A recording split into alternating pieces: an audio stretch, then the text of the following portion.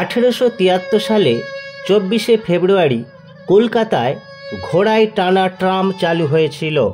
1000 ঘোড়া আনা হয়েছিল। পরে এই স্টিম ইঞ্জিনের দ্বারা ট্রাম চালানো হতো।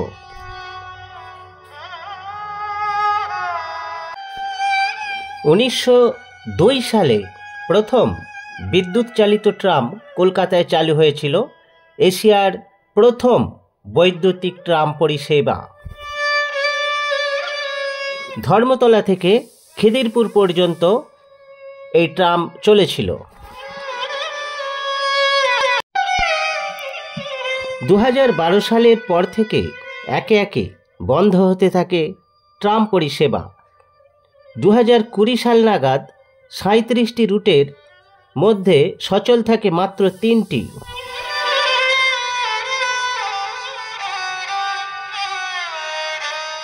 2022 সালে 24শে ফেব্রুয়ারি 150 বছর পূর্ণ করে কলকাতা ট্রাম।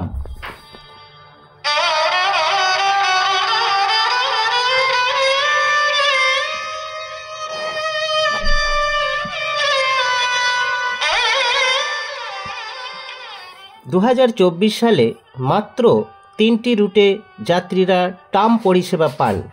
টালিগঞ্জ থেকে বালিগঞ্জ, গড়িয়াহাট থেকে ধর্মতলা, ধর্মতলা থেকে শ্যামবাজার।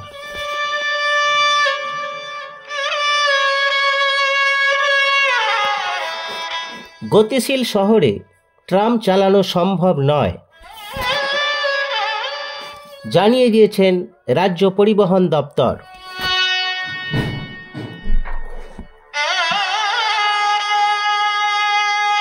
পরিবেশ বান্ধব যান ট্রাম নাম লেখাচ্ছে ইতিহাসের পাতায়।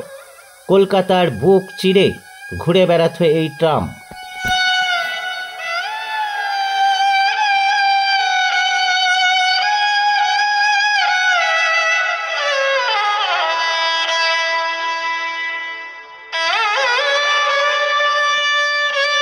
কলকাতা এবং পশ্চিমবঙ্গের অনেক মানুষই চান এই ট্রাম পরিষেবা চালু থাক। এটি কলকাতার ঐতিহ্য।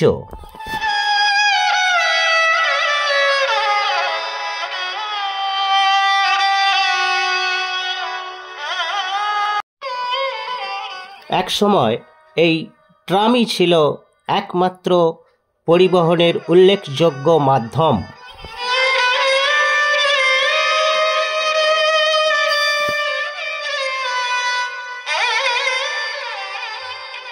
এবার জেনে নেব পরিবহন মন্ত্রী স্নেহাশিস চক্রবর্তী কি জানাচ্ছেন।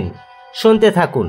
কলকাতায় ট্রাম চালানো সম্ভব নয়। আমরা একটিমাত্র রুটের জন্যই ভাবছি, এসপ্লানেড টু ময়দান পর্যন্ত, এবং কোর্টে একটা জনস্বার্থ মামলা চলছে। কোর্ট আমাদের ভাবনা জানতে চেয়েছে রাজ্য সরকারের। আমরা সেই ভাবনাটা কোর্টের যে ডেট আছে সেই ডেটে আমরা জানিয়ে দেব।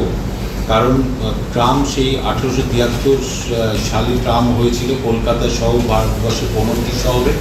একমাত্র কলকাতা ছাড়া সব শহরেই ট্রাম উঠে গেছে। কারণ যানজট এবং বর্তমানে যত দিন যাচ্ছে নতুন নতুন ভেহিকেল আসছে। এই যে যানজট মুক্ত শহর, আমাকে ঘন্টার পর ঘন্টা ট্রাফিক জ্যামে আটকে থাকতে হচ্ছে না। আমরা নির্দিষ্ট সময় অফিসে যেতে পারছি, কাজে যেতে পারছি, গন্তব্যে যেতে পারছি। এটার সাথেও আমরা আপোষ করবো কেমন করে? ট্রামের প্রতি আবেগ সবার আছে, আমারও আছে, ভালো লাগে। কিন্তু সেটা হেরিটেজ বা হিসেবে একটি ট্রামই থাকবে। কিন্তু আমার আবেগ বা ব্যক্তিগতভাবে আমাদের কিছু মানুষের আবেগের উপরে